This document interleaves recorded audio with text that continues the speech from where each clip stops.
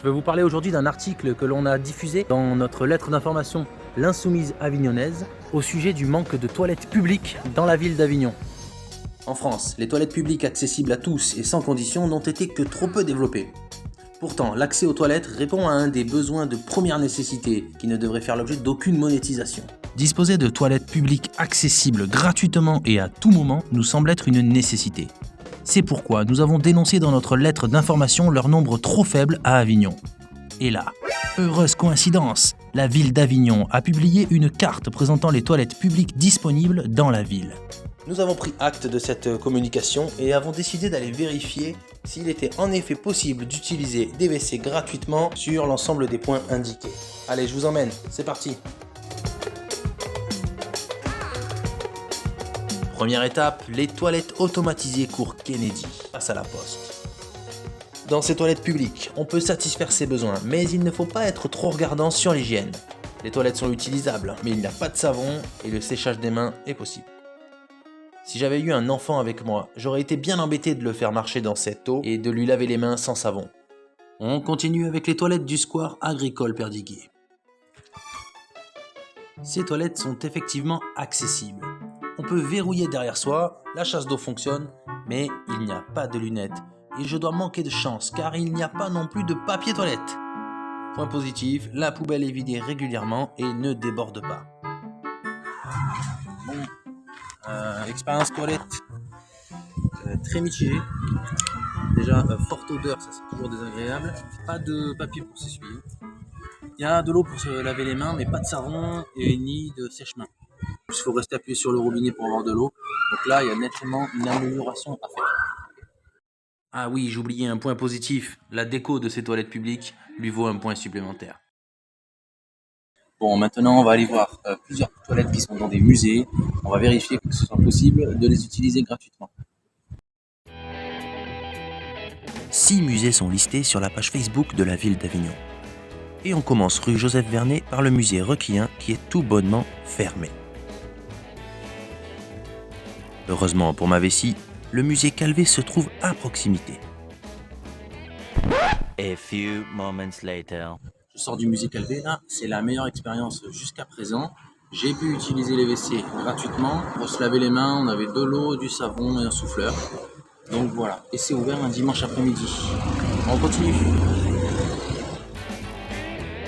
Le musée suivant est le Palais du Rouvre, mais force est de constater qu'il est également fermé. Une pause s'impose et on repart. Direction les toilettes de la place de l'Horloge. On peut fermer derrière soi. La chasse fonctionne, mais pas de chance. Toujours pas de papier. J'essaye le deuxième WC à côté. Même situation. Mais qu'est-ce qui se passe ?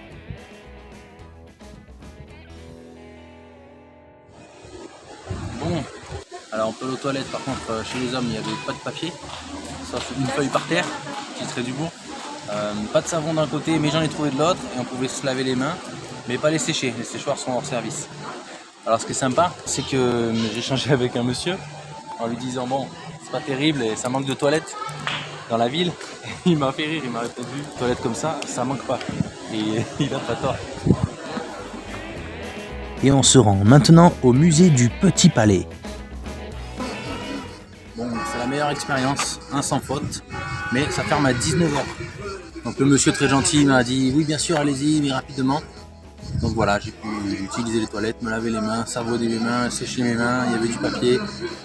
Voilà, super mais dans les horaires d'ouverture. Après le Petit Palais, nous nous sommes rendus au point le plus proche indiqué sur la carte, qui était un restaurant. Il était malheureusement fermé. Et c'est là le premier problème du dispositif présenté par la ville d'Avignon. D'un côté, vous avez des toilettes publiques en nombre insuffisant, et dont on peut questionner le fonctionnement et l'entretien. Et de l'autre, vous avez des musées, des bars, des restaurants qui ont chacun leurs propres horaires et leurs propres jours de fermeture. Difficile de s'orienter. Autre point qui m'a sauté aux yeux en voyant cette carte. Elle représente l'intramuros. Pourtant, Avignon est composé de 9 quartiers. Est-ce qu'il n'y a que le centre-ville qui compte ? Ou est-ce qu'une carte comprenant les 9 quartiers de la ville mettrait en évidence un manque cruel de toilettes publiques ? J'ai posé la question en commentaire. J'ai demandé où était la carte de l'extramuros. 6 jours après, toujours pas de réponse. De prime abord, la question des toilettes publiques peut sembler secondaire. Pourtant, la disponibilité de toilettes gratuites et accessibles conditionne l'accès même à l'espace public. François Piquemal, député LFI de Haute-Garonne, avait déposé dès 2023 une proposition de loi pour répondre aux inégalités d'accès aux toilettes et offrir à chacun des équipements publics assurant son intimité, son hygiène et sa dignité. On pense aux personnes âgées qui peuvent souffrir d'incontinence et dont les déplacements sont conditionnés à la présence de WC facilement accessibles et gratuites. On pense aussi aux jeunes enfants qui ne sont pas en capacité de se retenir très longtemps. On pense aussi aux personnes atteintes de certaines maladies chroniques, nécessitant de se rendre aux toilettes très régulièrement. On pense aux femmes dont les menstruations nécessitent de disposer de lieux d'aisance clos, facilement accessibles et gratuits, pour préserver le confort et l'intimité de chacune. On pense aussi aux professionnels du déplacement qui ne disposent pas d'un endroit fixe où soulager leurs besoins, contrairement aux autres salariés. La question des toilettes publiques touche tout le monde. Et si nous le décidons collectivement, nous pouvons améliorer les choses.